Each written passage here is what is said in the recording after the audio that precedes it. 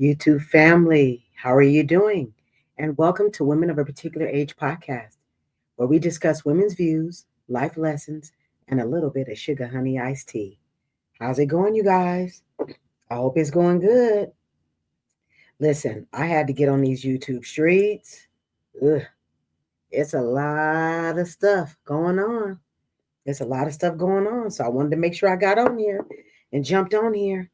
What's going on? What's going on? So, look, before we get started, please like, share, and subscribe.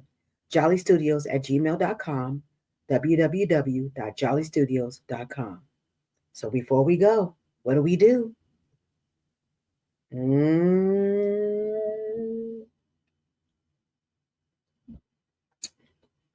good to the last drop.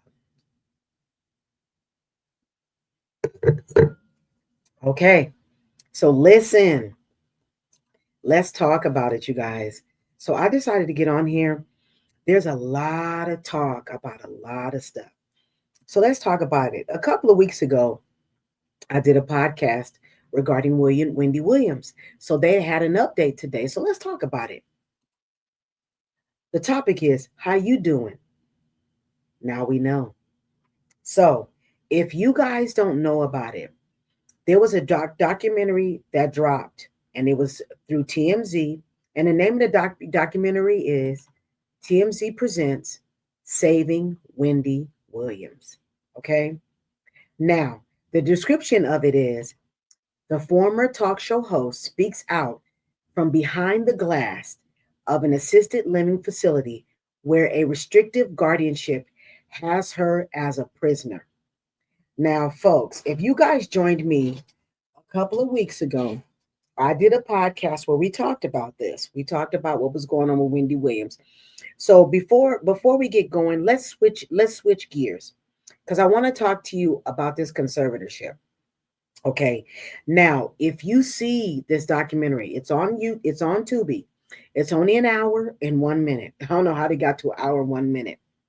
But once it starts, you see the whole skyline of New York. And then they pan in on Wendy in this big high-rise assisted living conservatorship, or I don't say conservatorship, but assisted living facility where she's holding her hand pressed against the glass and basically letting you know or trying to relay to you that she doesn't have control over her life. Okay. Now, Harvey Levin is friends with Wendy. They've been friends for a long period of time. And he was able to get all the deets on this. He has had his finger on the pulse of this um, probably since it started and not too far behind from from the Breakfast Club, because with the Breakfast Club with Charlemagne and DJ MV and all the rest of them, they've been really talking to Wendy and they've had conversations with her. Now let's go back and let's talk about the disorder that they state that she has, which is aphasia frontal temporal dementia, which is a neurological syndrome with diverse clinical presentations and attended underlying pathologies. The reason why they're saying that, folks, is because with this type of disorder, you have to have the symptoms in order for them to pinpoint what's going on. Now, let's talk about the symptoms. Difficulty articulating yourself or understanding words. There's difficulty speaking properly. There's slurred speech, reading, and writing issues. Okay. Now, over the past couple of weeks, lots of people like Don Lemon, once again, the Breakfast Club, and TMZ, which is Harvey Levin, they've all did interviews with Wendy Williams. Now, my question to you, now you guys put it down in the comments. Does it seem like Wendy is having difficulty understanding words? Does it seem like Wendy is having problems speaking properly and slurring? Now, when Wendy says, you know what I'm saying? Wendy's been saying that for years. You know what I'm saying? People will say, oh, those are filler words. Well, they probably are filler words. A lot of us have filler words. I have a filler word. Okay. But that doesn't mean that there's something wrong with me. Okay. So These are the issues that Wendy is complaining about. She is complaining about being isolated. She's complaining about having a one-way phone, which is crazy. Why you gotta, who has a one-way phone? You can only call out, but nobody can call in. She can't have any possessions of electronic devices. Why is that? That's the part I don't understand. I understand the conservatorship if they feel that there's improper things going on. I don't understand why she has a one-way phone, and I don't understand why she can't have electronic devices. But I do want you to go see this documentary because there's a lot of things that have developed since this last documentary. Now, let me tell you who's going to be in this documentary. Okay. The people who are going to be speaking in this documentary is going to be Alex Finney, that is Wendy's niece.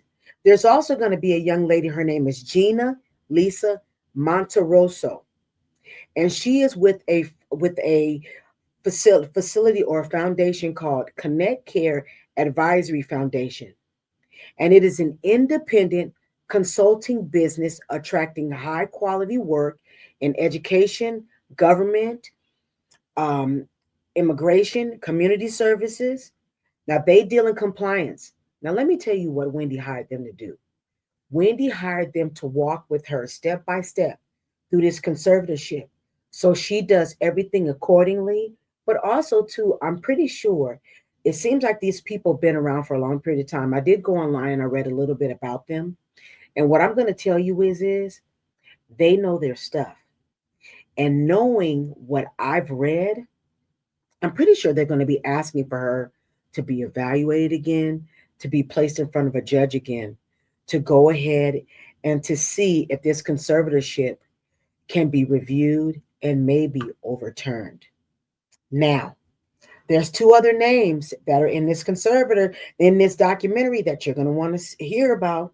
Sabrina Morrissey, which we've all been hearing about. She is a conservator who is over Wendy's finances and her health. But someone else who is named in this documentary is Kevin Hunter Jr. And I'm not going to tell you why. You might have heard it already online, but I'd rather you go see the documentary and hear it out of Wendy's mouth.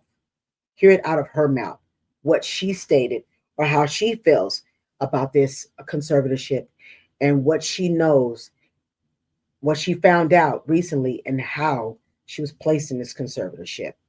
So now, let me tell you, since since even before I got on this podcast, Wendy has signed a formal affidavit, David, asking the judge to end the conservatorship. And if you want to know more about that, please go ahead and go online to TMZ. Harvey Levin has a podcast that he does with Mark Garagos, who's a very famous lawyer as well. And they discuss this in detail and what they think or how they think the outcome is going to be. So if I were you, please go see it. It's on Tubi. It's only an hour and 1 minute, and it's pretty good. I thought it was pretty good. And like I said, there is additional information that has come out since the last time I did my podcast regarding Wendy. Now, let's switch gears. Let's switch gears. While I was on Tubi, I also found a movie that just came out a couple of weeks ago. And the name of the movie is Left for Dead. Y'all, this was heavy. And let me tell you what it's about. In a decade-long journey, two families fight to find their missing loved ones and shed light on the realities of missing Black Americans nationwide. Y'all, this was heavy. This had to do with us as Black women, okay? And let me give you some information that they provided in the movie. Across the United States, approximately 100,000 Black women and girls go missing each year, with more being reported every day. Did you guys know that? I didn't know that. I thought it was women in general. But for us, it's in alarming numbers. And let me tell you what else they discussed in there. While Black women represent only 7% of the country's population, they make up nearly 40% of all missing women. Y'all listen to that. 40% of missing women are Black. Mm, okay. But let me tell you what else they said. Their cases remain unsolved, an average of 4 times longer than those involving white women. That means, y'all, that they don't go looking for us. They don't go looking for us. And that's the reason why this movie is important, and it's important for you to see.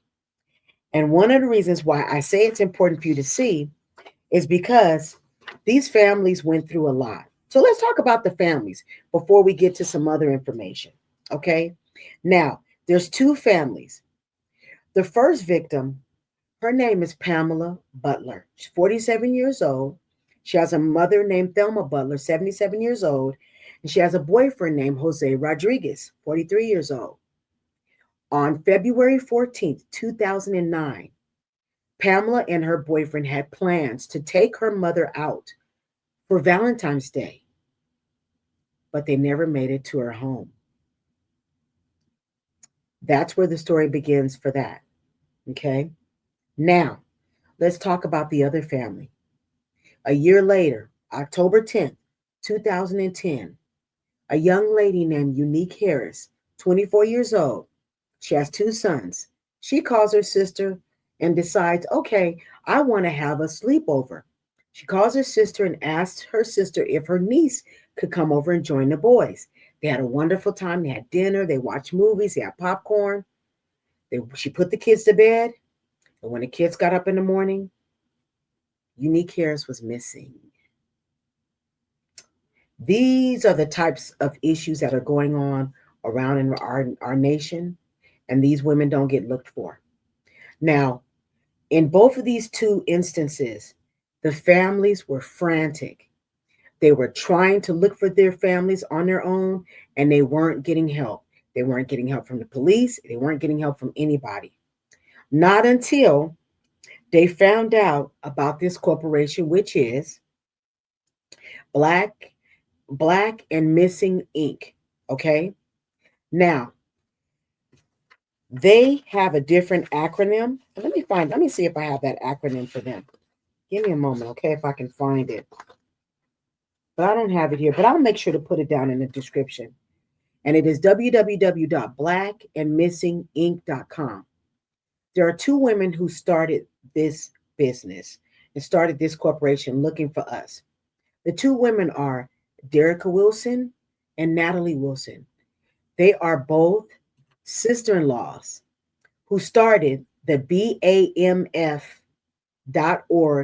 to support people of color who have family members that go missing. Did you guys know about that? I didn't know about that. But I'm going to make sure that I put these initials down in the description box, and I'm going to make sure that I put the website in the description box. God forbid if any of our family members become missing, but we do have resources out there. I do want you to know that in this movie, this company was a big deal for these families, okay? They were able to help and assist them. And I'm not going to tell you what's going to happen at the end. I really need you to go see the movie, okay? I do need you to go see the movie. And it's on Tubi as well. So you can see Wendy Williams, okay? TMZ Presents, Saving Wendy Williams. And then right behind it, Tubi, Left for Dead. Now, before I get off of here, there's one more thing that I wanted to talk with you guys about. Now, while I was online the other day, because I remember I said something about this in my last podcast, there was a Black-owned business that I found online, and they are called Julo. Their website is www.julo.shop. They are a Black-owned website that sells nothing but Black-owned products, whether it's detergent, hair products, household goods. Please check them out. I found them just on GP, and I've been advertising them ever since. I'm going to go ahead and buy some products from them this weekend, since I do know that some of us are boycotting a Target. I wanted to make sure that I supported Black business regardless. So if you guys get a chance, please check them out, please, because they have a lot of good products on there. Okay. Whoo! So y'all listen. I just wanted to get on here very, very quick and talk with you guys and just talk to you about Wendy Williams and the new documentary that came out, but also too Left for Dead. It's also a good one and it's very informative. It might be information that you might want to give to your family members. Like I said, God forbid if this happens to any of us. So please, before you go, please like, share, and subscribe jollystudios@gmail.com, www.jollystudios.com. Thank you so much for joining me. I appreciate you, and I'll speak with you guys soon. Goodbye.